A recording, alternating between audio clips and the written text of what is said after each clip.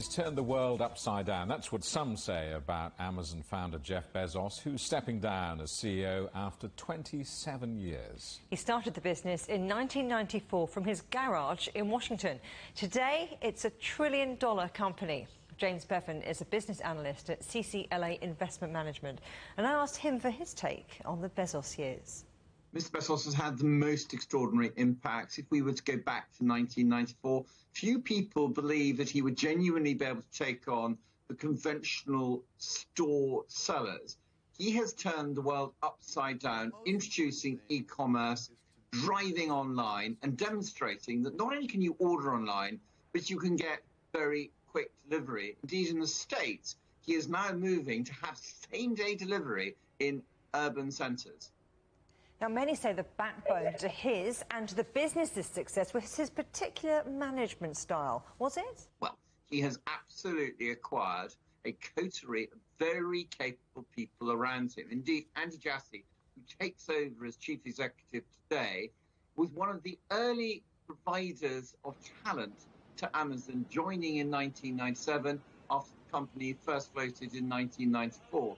And I would suspect that Amazon's style, which in many ways is regarded as abrasive and difficult, rather masculine and white, has been one of the factors that Mr. Bezos would mark down as a success. You said it there, business visionary or ruthless profiteer. I mean, Bezos does have his critics, doesn't he?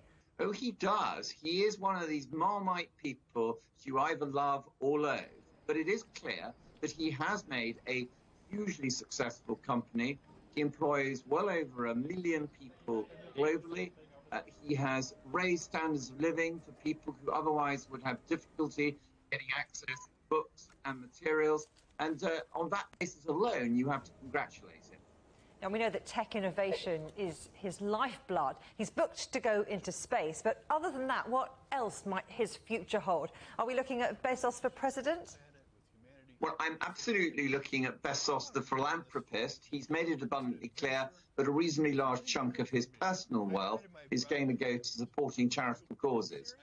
Now, you mentioned his successor, Andy Jassy. Big shoes to fill.